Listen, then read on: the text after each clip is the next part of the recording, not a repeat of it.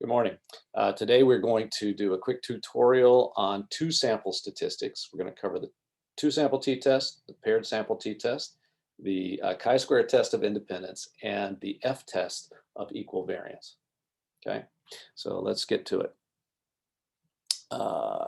Share my screen. Now we get to Matlab. So the first thing we always do in Matlab is we've got to get our data. So we'll go to Excel. And what I've got here is I've got a set of data where I went to the rifle range up by Lake Pleasant, and I put my phone out with a decibel meter on it, okay, sound pressure meter, and I collected data for 5 minutes, a random 5 minutes of data. I have 900 values, 900 pieces of data, 900 measurements of sound pressure that I collected. And then I did the same thing with two different dampeners. And we'll use this data later on in the class. The first dampener was just some rags that I put over the phone. And then the second one was I actually put my earmuffs, the things that are designed for that, over the phone. My hypothesis was that the earmuffs would be effective in significantly dampening the sound pressure that my ears feel. Right? That's the whole point. So so I collected random 5 minutes of data for the sound pressure. All of these were collected during the live fire with the same people around me shooting the same weapons. Okay, so I'm going to take that data, I'm going to copy it, I'm going to put it into a matrix in MATLAB. Okay, then I'm going to name this matrix because I don't like unnamed things. Okay. And then what I'm going to do is I'm going to call out and name the two vectors that we're going to use in the t-test. And we'll call it control vector, okay, control data, all rows in the first column, and then we'll call it experimental, all rows in this third column. Okay, I'm only going to look at where we use our earmuffs. Okay. So now we can run. You can see we've got all these in the workspace. They're all each sample, the control sample and the experimental sample, each have 900 measurements. So this is a very large sample, very large N. Okay, so we should have a lot of power to detect that difference. And so we can run the t-test. So we can do exactly the same function as we did for the one sample t-test. We're going to go and we're going to say, I want to know the hypothesis test, a logical operator that returns a 0 if we fail to reject the null hypothesis, or a 1 if we do reject the null hypothesis. I want the probability of our t-statistic, the probability that our sample could have been taken from that the control and the experimental sample could have come from the same population. I want the confidence interval for 1 minus alpha. If I repeated this experiment infinitely many times, what proportion of the time would I expect a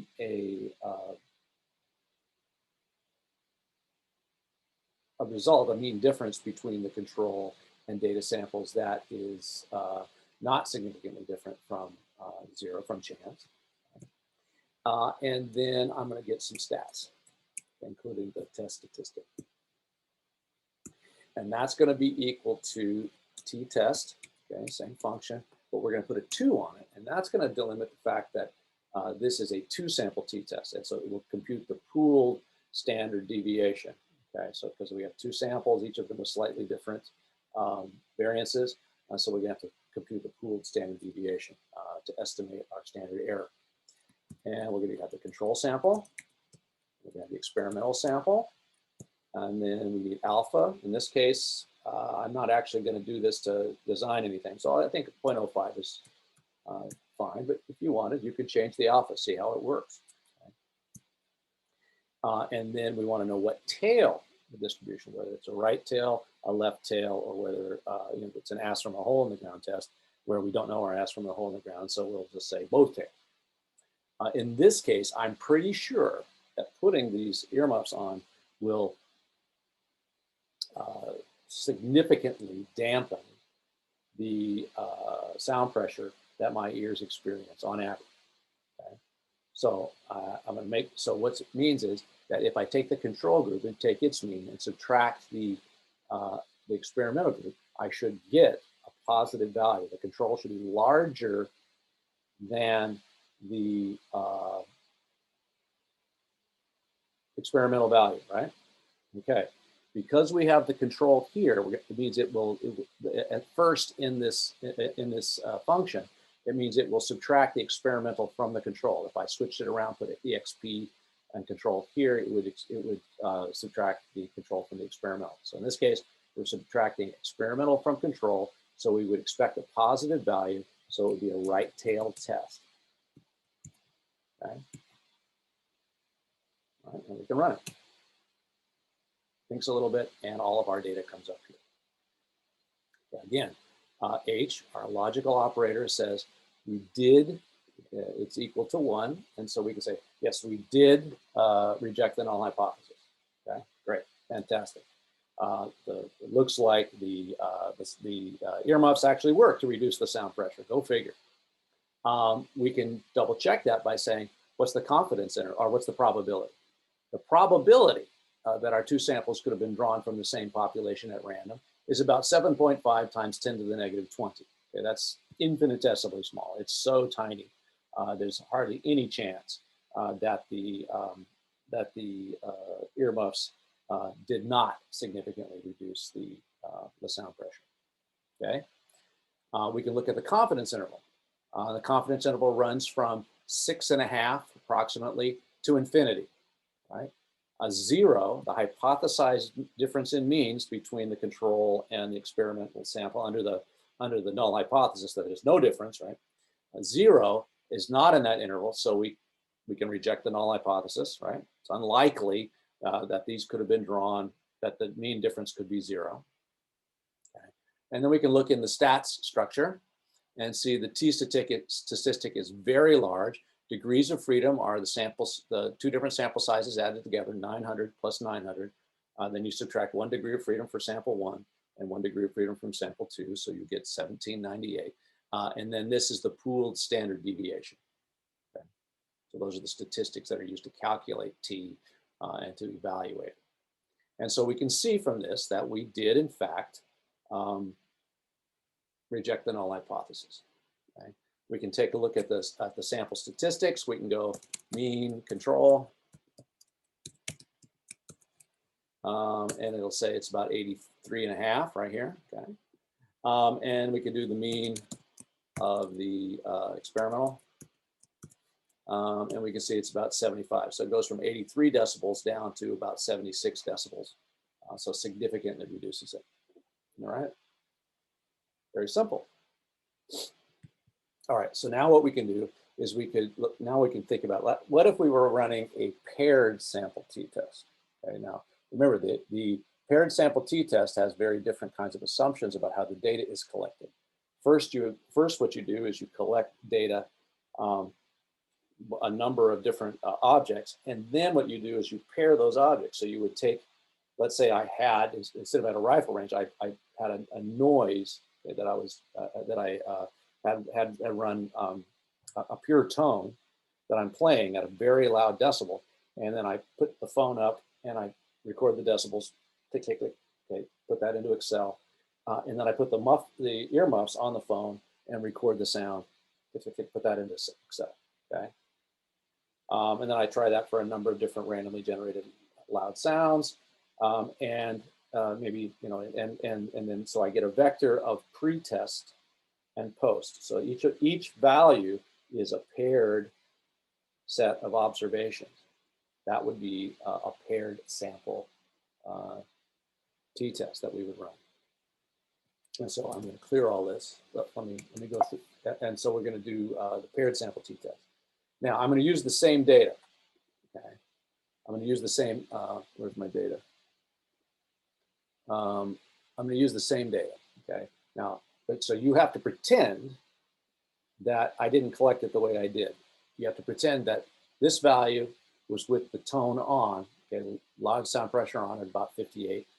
And then this one is with the dampener on. It actually appears louder for some reason. That's random chance, right? This one here, I had the control on, the dampener off, and then the dampener on. Okay, and so it goes through. All right.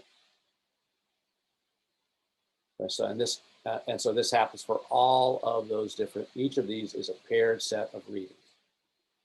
And so what I do is I can say that delta, I'll just call it D sound, and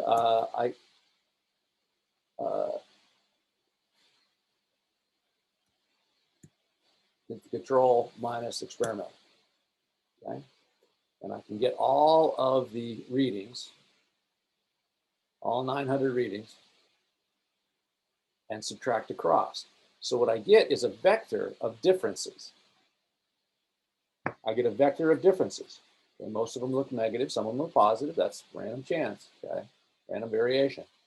But I get a vector of these differences. And so what this, if the dampener did its job, then on average, these vectors will average, will be positive, okay? If the dampener didn't do its job, then on average, those the vectors will be negative, okay? So we're gonna take those and we're gonna put those into Matlab. And I'm gonna create another whole other vector here for this. I could subtract across here, but I'm gonna do it differently just to show you, okay? And I'm gonna call this difference D sound, okay? And so with this, I can say, D sound, we're gonna do H, comma, P, comma, CI, comma, stat, okay, equals, and now, because we've got one sample of pairs, we run it exactly like a one sample t-test. So we're gonna say t-test, D sound, comma, now I have to add in the population mean that we're expecting. And under the null hypothesis, the mean of this should be 0 if there's no difference in the sound, okay? So 0, comma. And then we're gonna have alpha as 0.05, same alpha. And then now what's the tail? This tail now, again, should be a right-tailed test, okay? And this is gonna be stat 2, we'll call it, just so we know. We'll call these 2.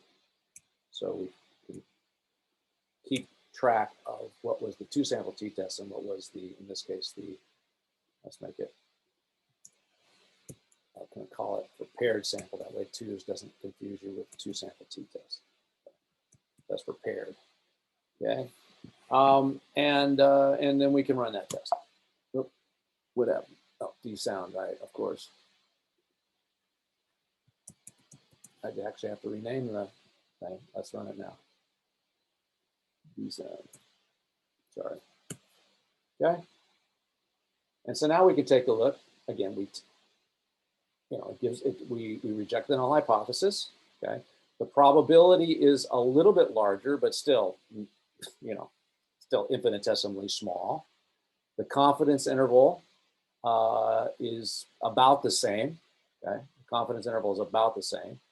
0 is not in the confidence interval, so definitely we reject the null hypothesis. And we can look at the statistics. The t-stat is about 8.85 with 899 degrees of freedom, right? There's 900 pairs, so we subtract 1 pair, right, from the vector of pairs. And this is the pool. This is not the pool. This is the standard deviation of the sample that we're using to estimate the population standard error.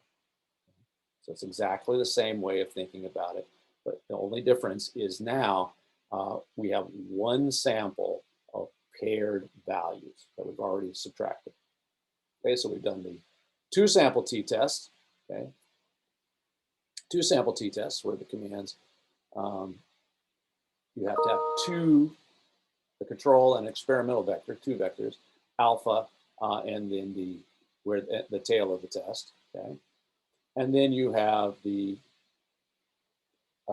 paired sample t-test where you have 1 vector of differences, the mean under the null hypothesis, in this case, which of course is 0 for a paired sample t-test, alpha and tail, and that's how you would distinguish those two.